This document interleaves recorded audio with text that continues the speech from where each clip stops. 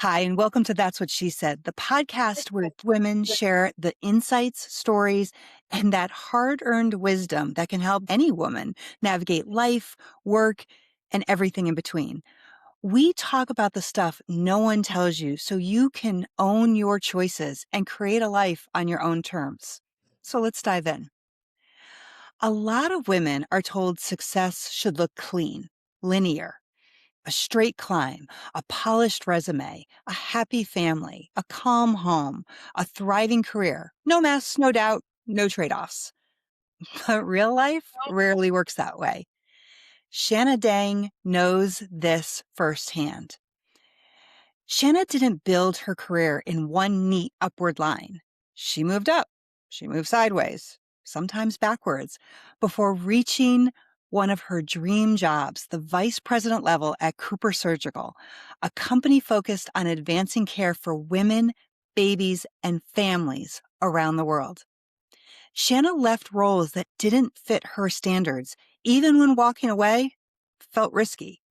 She ran her own consulting business for 5 years while raising a family, navigating the kind of chaos working mothers know well, including pumping breast milk while driving the New Jersey Turnpike between meetings, because don't we all?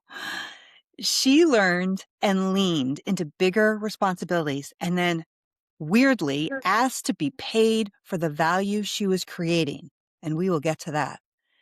And at home, Shanna and her husband made an intentional plan for parenting, with her husband stepping in as the primary parent so she could lead fully. So if you've ever felt behind or torn or guilty or just stuck between ambition and real life, this episode's for you, because success doesn't have to look perfect to be real. Shanna, I am so grateful for your time today. I'm so thrilled you're here. Yeah, I'm super excited to be here as well. Thank you for having me on. I want to start because you've said your career went up, sideways, backwards, all of that before reaching the executive vice president level.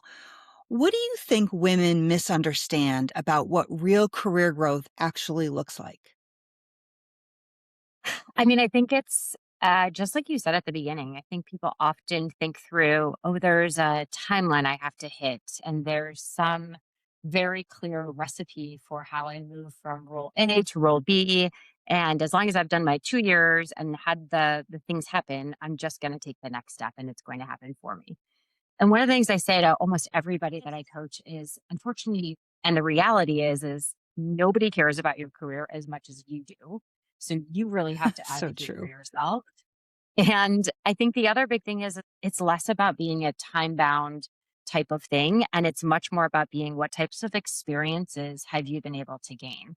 Because you can stay in the same job for, 5 years and have two or three interesting experiences, or you can be in a job for a year and have gone through 15 different types of experiences. It just depends on what's going on in the business. Right. And also, I think it really depends on what you put yourself into. So, a lot of times I'm asking people and encouraging people to say, like, well, where are the gaps in your resume? Where are the experiences you want to build? And that will help me come up with a development plan so that you can go get that next experience. And I think from an early time period in my life, like I'm just a learner. I love to learn. It's one of my, strengths in terms of who I am. And so I think I just threw myself into a lot of those experiences. And over time, I think the more senior you get, it's not that you're any smarter, honestly, than any of the more junior people. It's just that you've kind of seen the movie before. So you're like, oh, yeah, this problem looks like that problem that I've already worked on 10 different times over my career. And you get this like shorthand mentality for how you can go problem solve. But you have to build up enough of those experiences and almost that like mental muscle to be able to say, okay, I can lift and apply this, right? That transferable knowledge. So how do you give yourself enough of those experiences that you can start to transfer that knowledge to other opportunities? That's really kind of what I was curious about early on. And so I just threw myself into a lot of things. I raised my hand a lot. And you kind of have to be willing to fail along the way in order to get those opportunities, I think. Yeah, and I wanted to ask you about that, and you started to address that. So, Hmm. if a woman sitting here listening to you and saying, "Cool, but I don't know what Yeah. experiences I should be looking for or how to even create those experiences. Now, one thing you said was raising your hand a lot and inserting Yeah. yourself into various situations. But what other ways could women do that for themselves? Yeah. I mean, I also think that in general, you can't rely just on your manager. So I often Mm, say again to the folks on my team, like I'm one person, and I'm frankly not even in meetings with you most of the time. So find somebody else that you're in a lot of meetings with at work, that you're in a lot of conversations with. Ask them for feedback. What do I do well? What are things that when you see me show up in front of a room, you see me not do as well? So am I a great public speaker? But when I have to run through an analysis and run through data, I'm not as crisp as I can be. So get people around you who are constantly with you to kind of give you that real feedback. The idea of being honest with your peers, with your friends at work, with your partners at work, being honest about what you're good at versus what you're still trying to build as a skill is nice. Like, I don't think telling someone they did a great job when they didn't do a great job helps them because they walk away thinking that they did a great thing. I actually just had this funny story experience where I went out to dinner with a person on my team the other night, and he ordered a drink, and the woman that brought the drink was super excited because she was learning how to make some cocktail. And I know I'm not a cocktail person, but she was learning how to make some cocktail, an old fashioned, I think. And she was like, I really want to know if this is good because I'm learning how to make these. And so she brings the old fashioned over, she leaves. She said, if you don't like it, I'll take it off the bill. And she leaves and he takes a sip of the drink. And I was like, so is it great? And he was like, it's a little too sweet. I was like, okay. So she comes back to the table and she says, so did you like it? And he said, it's great. oh, And she yep. left. And I turned to him and I was like, "Hey, you're not helping her. Like in Yeah. this moment, you're actually making her feel like a tiny bit better because she thinks that she just did a great job." And I was like, "But she's going to make the same recipe based off of what you just told her. She's going to make it for the next person." I said, "You should be honest with her. You can do it in a way that's polite, but she's not going to learn if you don't give her that feedback." And so ultimately she came back to the table and he said, "Hey, my boss says that I should tell you how I felt about this drink." And I was like, "Okay." But he did, and he was like, "It was just a little too sweet." And I was like, "But listen, if you just made it a little less sweet," he said, "otherwise it was great." And she was really thankful for the feedback and hopefully took it and is going to go do something different. But you can't expect people to get better if you don't tell them what to work on. So I Right. would definitely say to women, ask for peer feedback. You sometimes have to sort of push to get the peer feedback because sometimes people aren't comfortable because they want to be polite, but it's not helping you.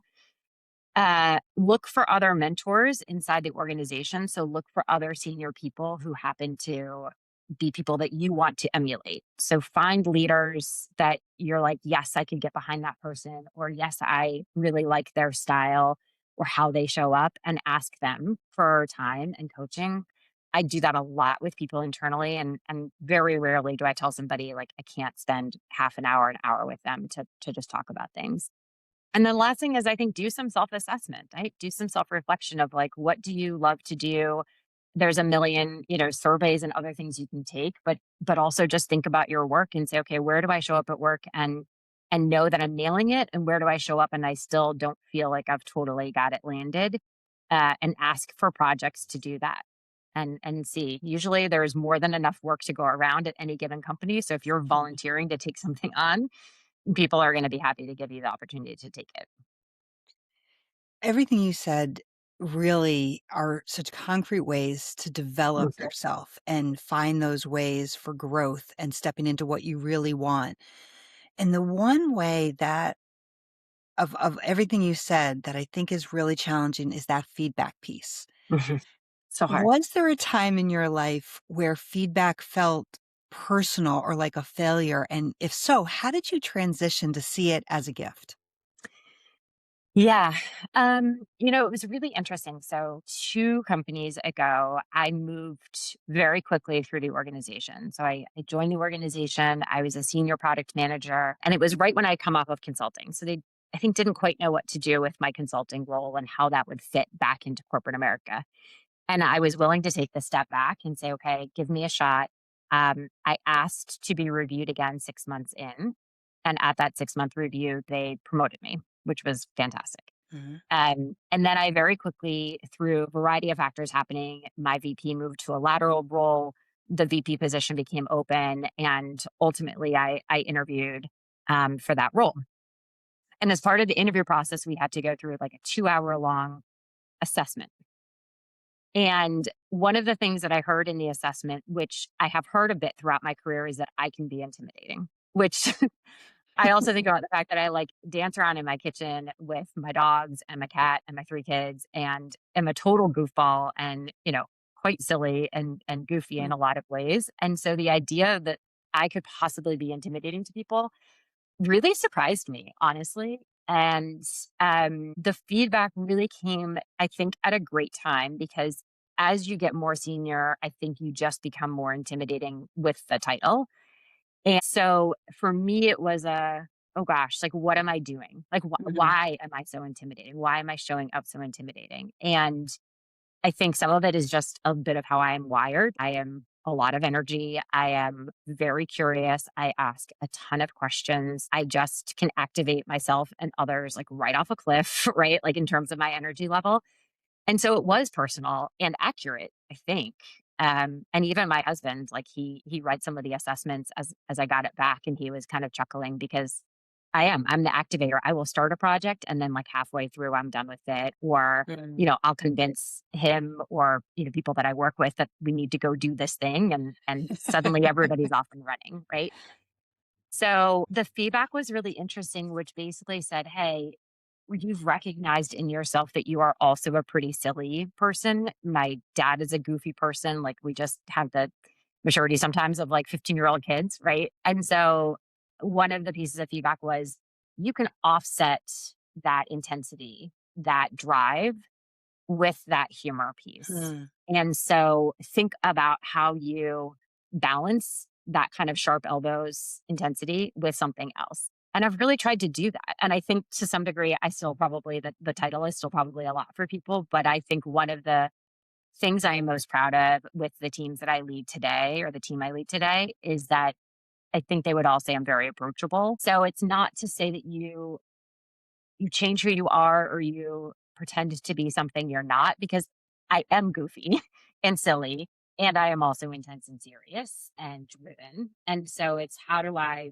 kind of pull both of those different levers and kind of move those different pieces in a way that has me be the best leader I can possibly be and know kind of when to turn those on and turn those off. Do you think your leadership style, that now intimidating plus goofiness, which I would love to see in action sometime, but do you think that's something that you innately had, or were those pieces that developed with each of the experiences that you tried to get for yourself, or that sometimes might have been handed to you? Yeah. Um, I think on the personal front, like the goofiness has always been there. And so has the drive. I mean, my mom and I talked about this ad nauseum when I had kids because, like many women, I was like, what do I do? And once you've had the kids and you're living that, you're sort of like, did I do the right thing? And ultimately I just think I am driven by work in so many ways. I find such value in it and such excitement in what I do and such passion for it. And so I think that drive is always there. I think if I didn't put it into work, I would have put it into volunteering or, something else Mhm. outside of that job. But at the end of the day, I also think that I really had to learn over time when to turn those different things on.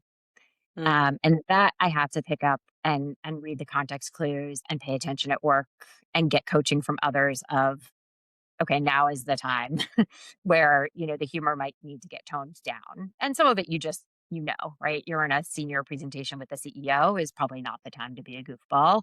And so how do you just manage that? Um, but I also think I had a lot of good leaders along the way who were real humans while they also led people. And I spent a lot of time saying, okay, that's the type of leader I want to be. I don't think I can separate my home life and my home personality from my work personality. And so it was a lot of sort of watching what I enjoyed working with and working for and saying, okay, how do I continue to build that out? Right. I like the idea that you don't have to be inauthentic. Sometimes it's Yeah. just a matter of knowing when to turn down some aspects and when to pump them back up when they're valuable. So Yeah. it doesn't mean you, like you said, you don't have to pretend. You don't have to try and develop a skill that is so outside of who you are. Yeah. It's just knowing where to tap into certain aspects of your personality that can facilitate those relationships or those projects or whatever it Right. might be. Right. I think people can really tell like when it's genuine. And I do think for me, like I happen to really enjoy people. And that doesn't mean I love everybody that I've worked with throughout my entire career, but I usually can find something that I really enjoy about them. And so I try to hone in on that when I'm working with people. Um, which I think people can tell, like they can tell if I'm not into the relationship, if I'm not willing to partner with them, if I'm not willing to listen to them, I think people can see through that very easily and quickly. And it just creates a really challenging relationship if you don't have that genuine trust, out of the gate. And I just think it becomes really obvious. Like it would be so exhausting for me to try to go to work and be somebody that I'm not. And I do think that that has been also a really important learning for me over my career is if I'm exhausted by being the person that I need to be at work, then I'm at the wrong company and I'm in the wrong team. And if I can go to work and be myself and be rewarded and thrive for that, then I have found the place that I want to be. Mhm. You ended up finding the place you wanna be, but it didn't come in this linear stair-like progression. You said that there were sideways and sometimes backward moves. Yes. I'm curious if you can share with the audience an example of one of those sideways or backward moves, but that one that really helped you later on. Mhm. Yeah, it's interesting. I have two. One was at Genzyme. I was in a corporate role.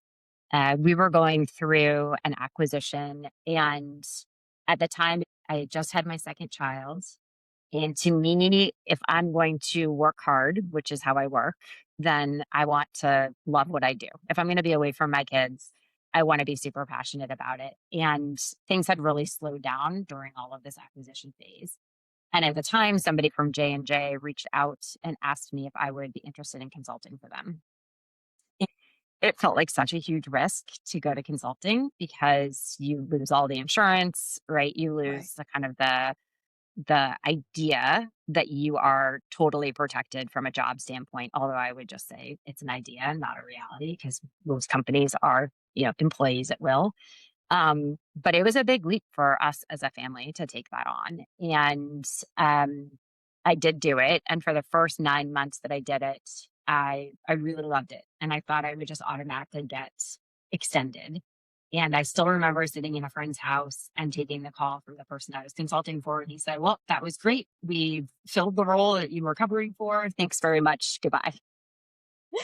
And I was like, "Oh my gosh, like I don't even know what to do. Do I panic and go try to find a regular corporate job?" But I was really loving the flexibility. I had two young kids at the time. We went on to have a third kid. And so I just kind of started hustling and pounding the pavement within the company and said, "Hey, does anybody else need consulting?" And they knew me and they knew what I was delivering. And ultimately, I picked up other consulting projects. And I was able to do that for 5 years.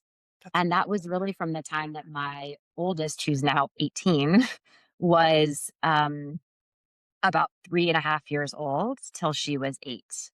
And so it just gave me a really nice opportunity to give my kids a bit more flexibility, to get a bit more time with them. I would often work 4-day weeks, or I would, finish work at 3 and spend some time with them. I had kind of a hybrid of daycare and a babysitter, so I could kind of take them to a music class and just be around more. And for me, that was a really nice opportunity as a mom who wanted to work out of the home, but who also really just has a lot of fun with my kids and wanted to be there for part of that. Mm. So, that was a trade off we made. And it wasn't always easy because I was still earning the majority of the money as a consultant. But because I was mostly working from home, I was also doing a lot of the kid pick up and drop off. I was doing a lot of the emergency stuff. So that was hard on me, but also my team was in New Jersey. So I this is where that pumping story came from, right? I would go to New Jersey every couple of weeks, and my husband was home with three very young kids, trying to get everybody to daycare and drop off. And, we were working really fast and really hard to try to make it all work out. But for me, that was a great choice for my kids and for me as a mom. I Mm. learned a ton from a marketing standpoint. I got to do all these cool digital projects, and I do think they helped with my career overall. I managed people a lot.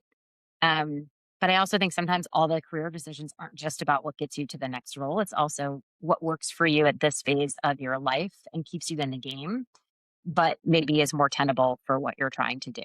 So it gave me a lot of experiences. It gave me a lot of opportunities. And I moved back into corporate America and kind of went from there. The other example that I would have is my 2 jobs ago, I moved from a role that I really did love in women's health, into a space that I wasn't necessarily as excited about in the long run. It was more in life sciences. And at the end of the day, that wasn't the right fit for me in terms of the types of products that we sold. But it allowed me to work on a complete team reorg. It allowed me to manage international marketers across the globe, and it allowed me to report, straight into a chief commercial officer and really get to know the board level and senior level type of conversations that happen at a smaller company. Mm. And it was really interesting because when I was interviewing at CooperSurgical, one of the things that people actually called out of why they were interested in me is that I had just done several team reorgs, and that last company really played a key role in it. I had just done a 5-year strategic plan at that last company. And so there were skills, those transferable skills that I picked up that really helped make a difference in getting the job that I ultimately have been so happy with. Being a professional, a female professional, and being a Mhm, mom, and while there were lots of, benefits, not just for your kids, but for you, but there mhm, is that tension about how to manage all those pieces. mhm, And what is really unique about your relationship with your husband is that instead of you trying to do it all, you and your husband designed parenting in a very intentional way. And I'm curious, what conversations did the two of you have that you believe more couples should mhm, have earlier in their mhm. parenting?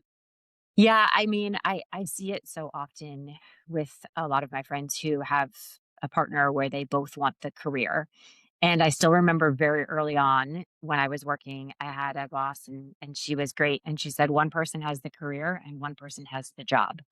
And they're the ones that will, Mm. answer when the plumber calls, or they're the ones that will do the thing. And it doesn't have to be that one person has the career forever. It could change, it could ebb and flow every 5 years, but somebody has to be the go-to person, and how do you decide that? Really great advice from her as I was having my first child. Um, but even before that, I would say Tom and I met right before I was going to business school, and he knew how much I was driven by the idea of working in healthcare, and we really had a lot of early conversations about, like, what does your path look like? What do you Mhm. want? And he actually articulated to me pretty early when we were dating that he really wanted to have a balance between work, home life, and his personal hobbies. And I was like, well, that sounds delightful, but I'm not sure that most people can do that. But selfishly, it sort of has worked out for us that was how he wanted his life to go. And I wanted my life to be able to allow me to work, but also, be a parent and be a mom. So we basically said, hey, if my career ends up taking off and it's clear that I would be the breadwinner, he will take a step back.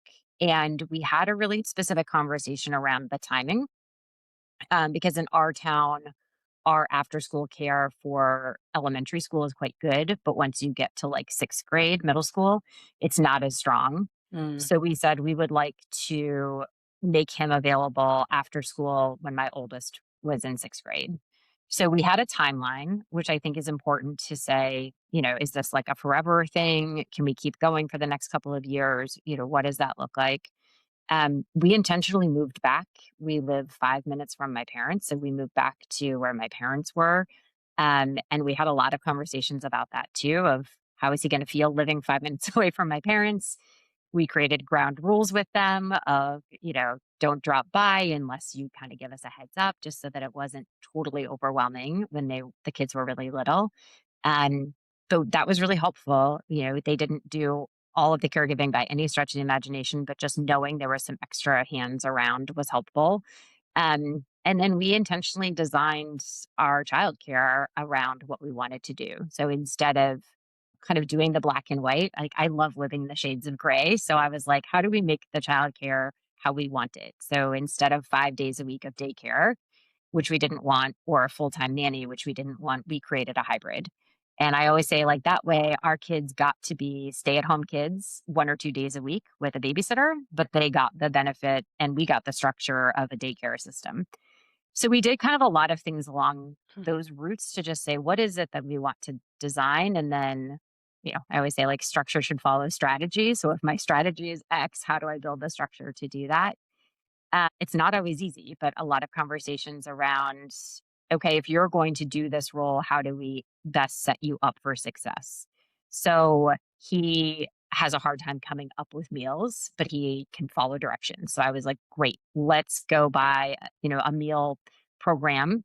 And all you have to do is execute. Like, that's worth spending the money on. And so we do a lot of that, of sort of like what's working for us and what's not. And it's changed over the years. As the kids have gotten older, it's evolved too.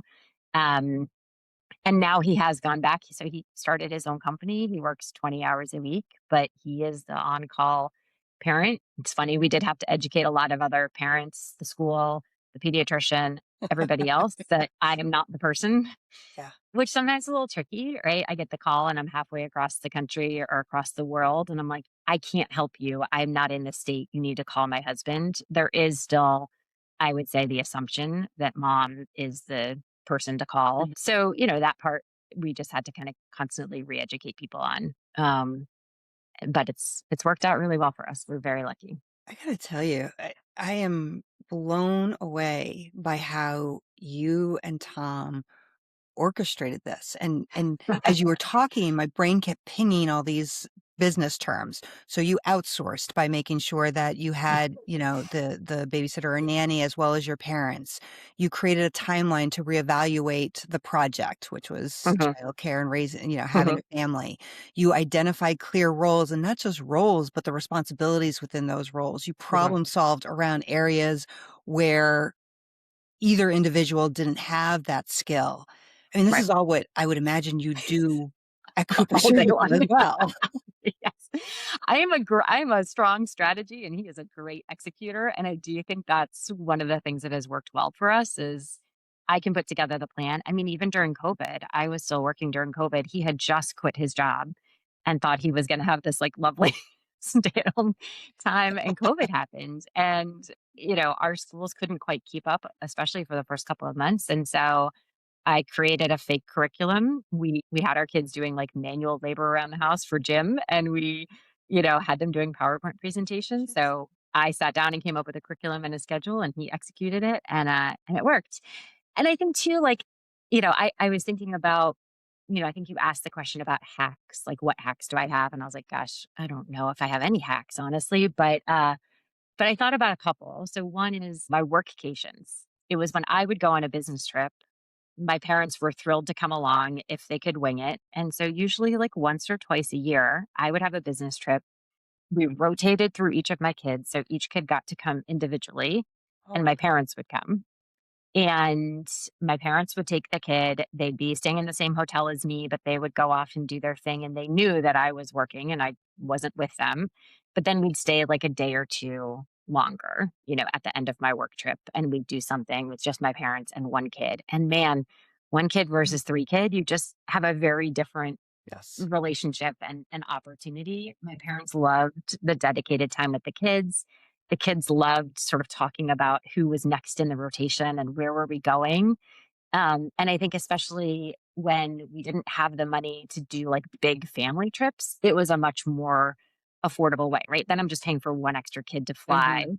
and my parents were paying for themselves. And, it was still an affordable way to get a little alone time in. And we've kept that going. I just came back actually from 4 days with my two daughters. And I think just, even if it's as simple as going into Boston for a night.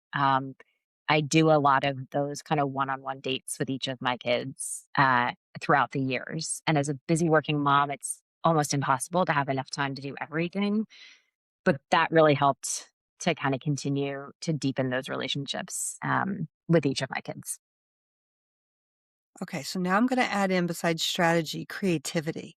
Like, the way of looking at the traditional way of structuring family or relationships or career, and Mhm. now integration of both career and family life is cool. I haven't heard this from any of my guests, Shanna, in terms of how Oh, to make that happen. yeah. Do you see other ways that you have used creativity, and maybe more specifically around your professional life, maybe in the area of compensation or advancement? Yeah, I mean, I think so when I got promoted into the first VP role that I was in, it's really interesting, and I use it as an example a lot with the women that I work for, which again goes back to like you have to advocate for yourself and you have to have data, and you have to sort of be ready to decide where you're going to draw the line. And so when I got this promotion, the salary looked great. I was super excited. I said yes, and I took the job. And as I started managing the team, I saw everybody else's salaries. And I saw that the director who was, a level below me was making $5,000 less than me a year.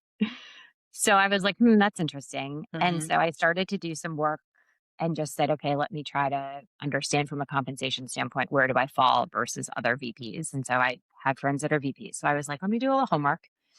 So I did the homework and I was quite low.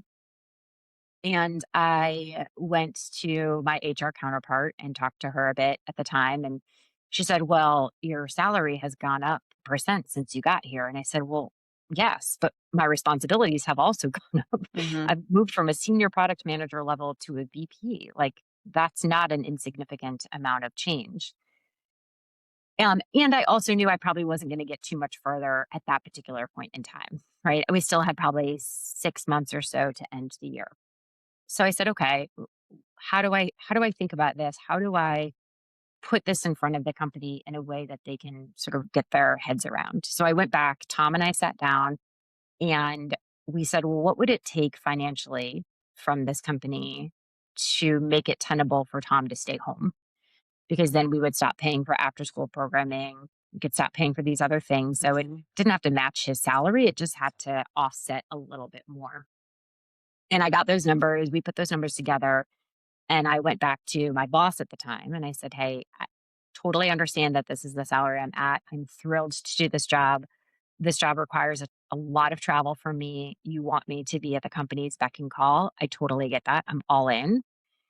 And also, it's complicated when I have a working spouse at home. However, if during the next salary increase, you were able to increase my salary by this amount, he could then stay home. And that is the choice that we would make. And so if you're willing to do that, then I have much more flexibility to travel. I'm going to be a more focused and dedicated employee because I'm not going to be worried about which babysitter is not available or how do I, come up with these backup plans. And I have to say they did. They raised my salary. I had to wait another 3 or 4 months, but they raised my salary by the difference, and Tom quit his job. And it doesn't always work out like that. I Of know it course. doesn't, but I think the combination of putting the story together for what does it mean for them, it wasn't a crazy amount of money, um, and not being emotionally, like, charged of, "You have to change this today," but more like, "This is the path I see." I don't know, it really helped kinda build that case. What's incredible is that it's a very opposite story from what is stereotypical for a lot of Mhm, women, where mhm. there's an undervaluing or an under negotiating. And on top of that, they tend to overperform. So they're Right, still doing all the work. They're still taking right, on the work. They're going above and beyond. And yet the company is not understanding what they're bringing in. And right. you did, I see it as the opposite. You said, here are all the things that I'm doing and I want to continue doing. Here's how it benefits you. But the Hmm. only way this can continue is if this. So here's Right. what I'm bringing. Now I need you to bring this. And if Right. you can, then we're great. And if not, then that's a different choice on my side. Right. Right.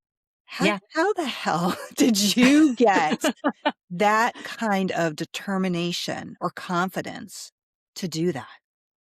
Um, that is a great question. I Mhm. do think that that comes a bit with experience and age.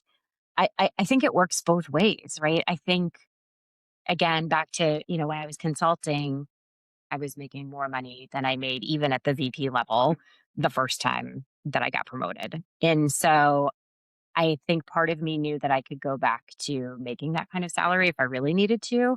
But it wasn't about the salary as much as it was about working in women's health or um, being part of a team again. Like those were things I really missed when I was consulting that I really was excited about having.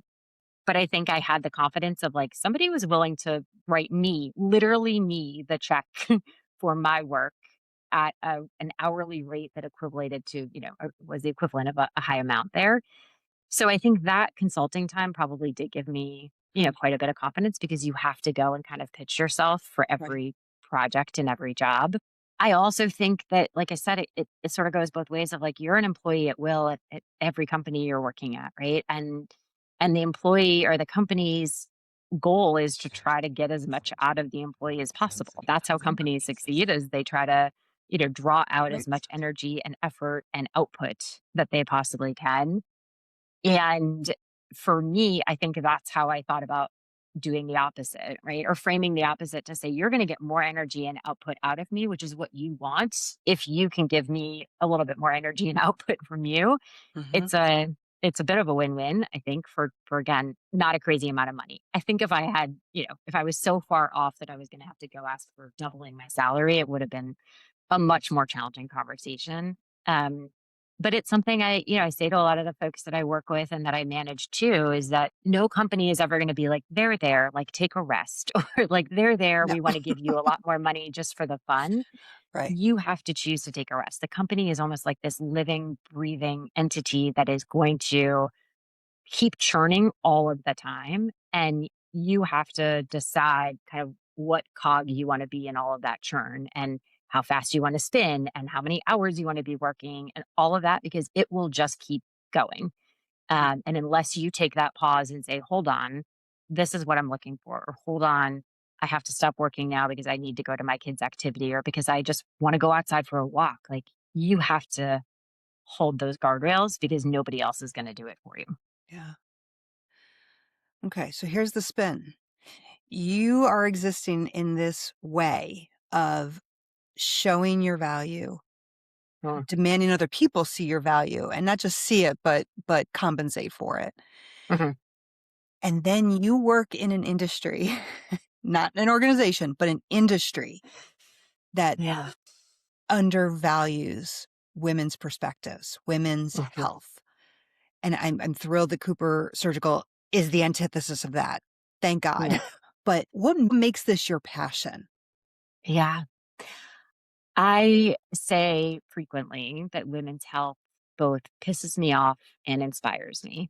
And the pisses me off part is that it has been so underfunded for so long and treated like not 50% of the population is dealing with these things, which is wild to me.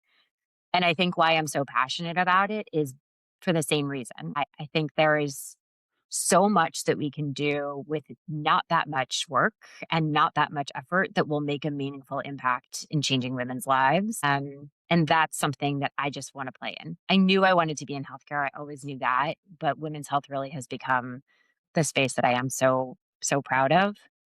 I think, there's a role that everybody plays in this too, right? There's a role that the companies play in terms of not just continuing to drive the right products, but continuing to elevate women. And I do think I get a lot of excited women in the organization who are thrilled to see that I'm in the role that I'm in or that our division president is a female.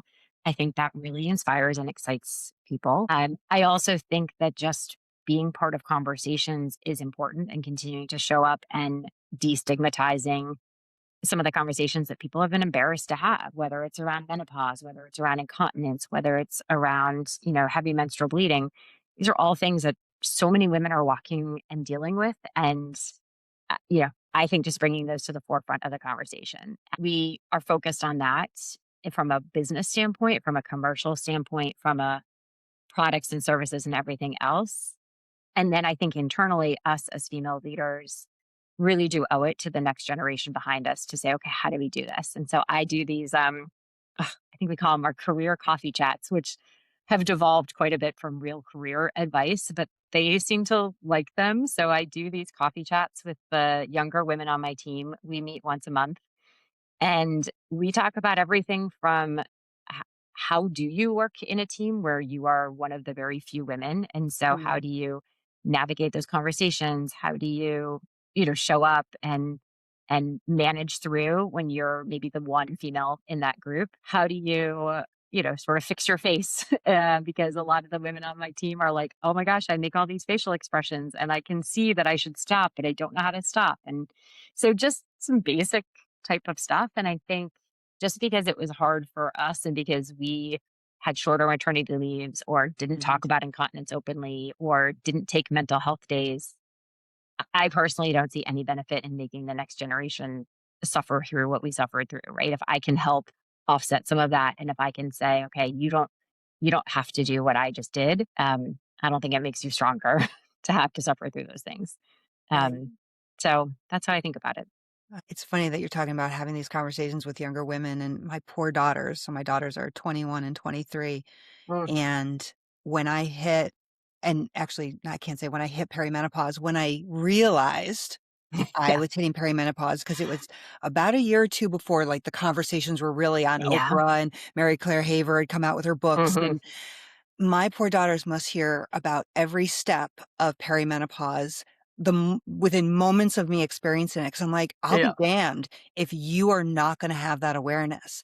And Yeah. as a mom of Hmm. daughters, what are Hmm. you hoping the world of women's healthcare looks like for them when they're your age?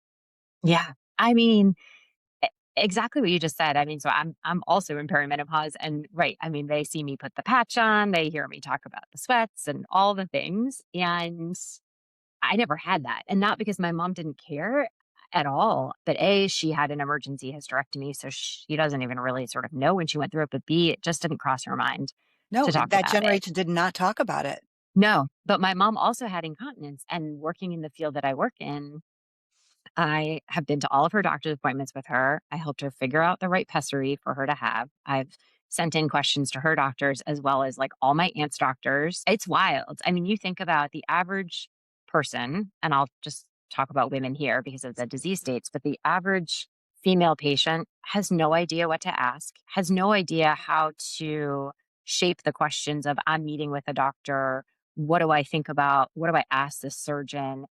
What does good look like from a surgeon? And then also, how do I advocate for myself? So instead of the doctor saying, there, don't worry about it, your stomach hurts, the patient being able to say, no, I really think I might have endometriosis, Right. or I really think that, the incontinence that I'm dealing with is not tenable and I need to do something else. And so I think for me, I've got an 18-year-old and a 13-year-old girl, and then I have a 16-year-old son in the middle. And my poor son, he knows everything about there's something about Good. He perimenopause will be too, wonderful with the because women in his life. that's what I'm saying. I'm like, you will know all of it. And, everything from like, hey, did you know your uterus is the size of a fist to like, what is average menstrual bleeding? I mean, everything. Right. Mhm. And I think for the girls in particular, I want to make sure that they can advocate for themselves. And Yes. as simple as it sounds, a big thing that I go back to with them is like, your own body.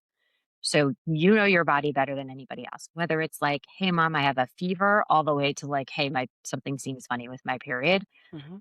I'm like, "I'm not in your body. You're in your body. So you need to be able to advocate for what you need and you need to trust your instinct because I think so often it's just dismissed as in your head or incorrect or, being, overly anxious or whatever it might be. And it's like nobody else is sitting in your body.